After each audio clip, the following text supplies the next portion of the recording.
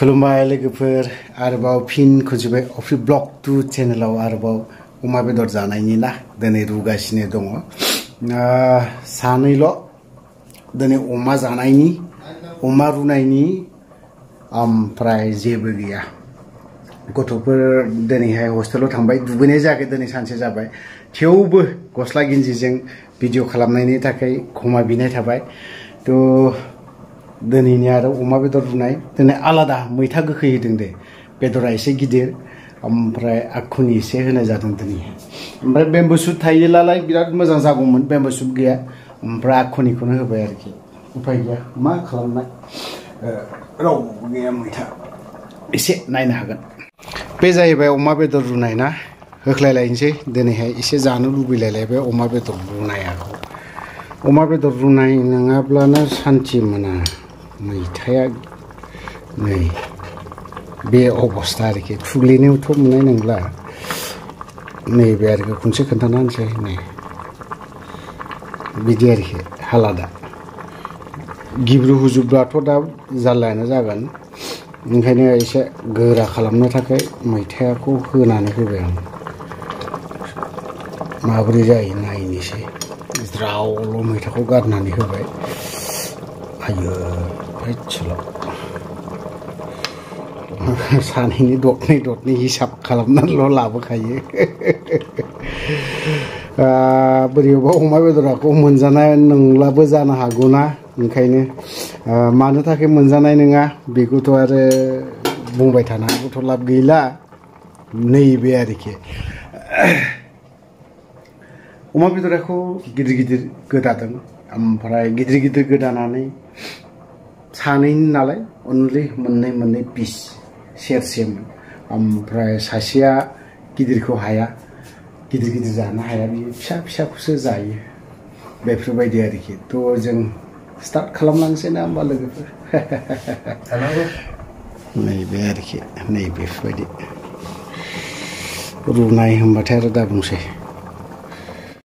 दाथ' उपायबोथ' गैया जोंनि न'आवबोथ' होरलां होथां ना गस्ला गिन्जिजोंनो दिनै भिडिअखौ ब्लगखौ खालामनाय जादों लोगोसे मुम्बाइनि बेखौ होनांला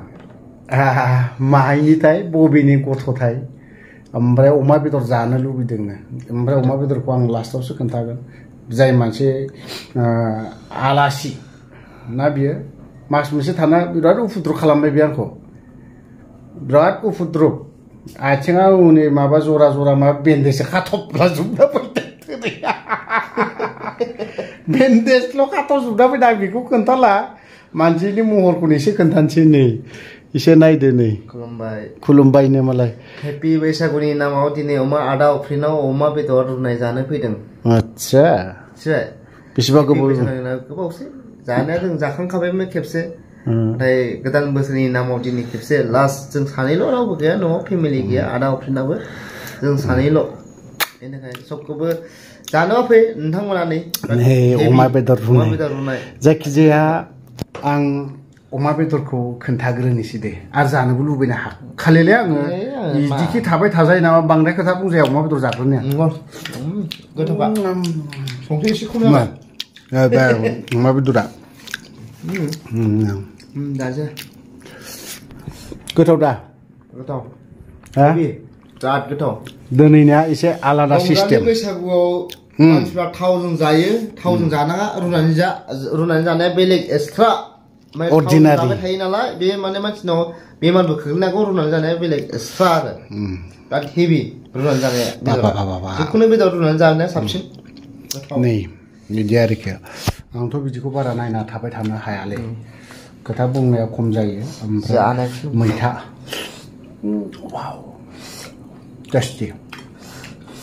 दिनै मैथाजों होनायदों आं अमाखौ रुदों मैथायाबो रुनाय जेबो गैया दिनै ओमफ्राय आखुनि एसे होदों मैथाजों आखुनिया दानजोब्बाय खामानिया जाया आखुनिया ओमफ्राय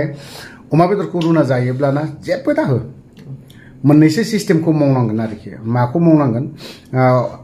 अमाखौ टेस्ट खालामनोब्ला रुनायानो जा बा माबा मोनसेयानो जा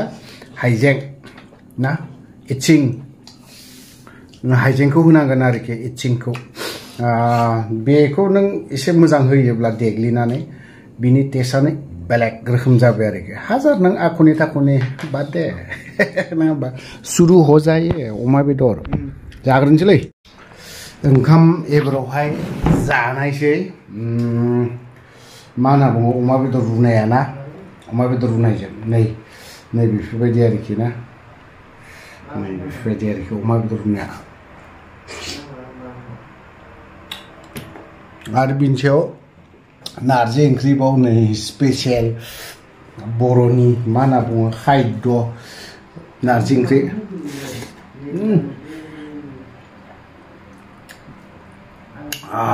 दाबुंसै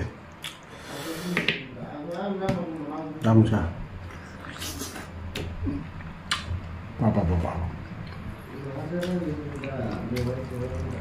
जादों दिनैना गोथावा एसे रासिन जादों ओइ रुपन जाखौनो जाला आरो ओंखामालाय जाला अमा बेदर जाजोबनोसैलां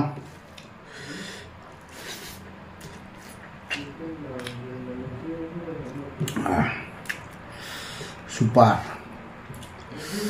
तो अफ्रि ब्लग 2 खुना बहायनो दोनथ'नोसै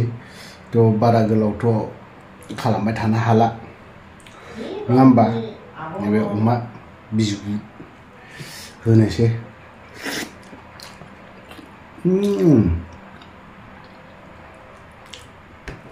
बेबो मा सावनानैसो माबानायसै आरोखि ना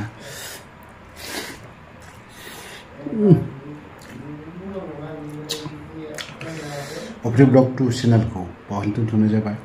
बाय बाय सोरबाया मोजां मोनदोंबा शेयार खालामनानै हो एसे शेयार खालामनानै हो मानसिफोरा बहुद बुङो माथो इउटिउबारफोरा शेयार लाइक कमेन्ट खालामनानै हो बेफोरबायदि होनना बुङो नोंथांमोना खालामबा खालामबाय खालामाबा नोंसोरनि गोसो जायो नङा होमबा आंथ' आरो बेखौथ' बाराबो रोंलायलाङा खालि मा मिथिगौ ना बेखौबा बाय बाय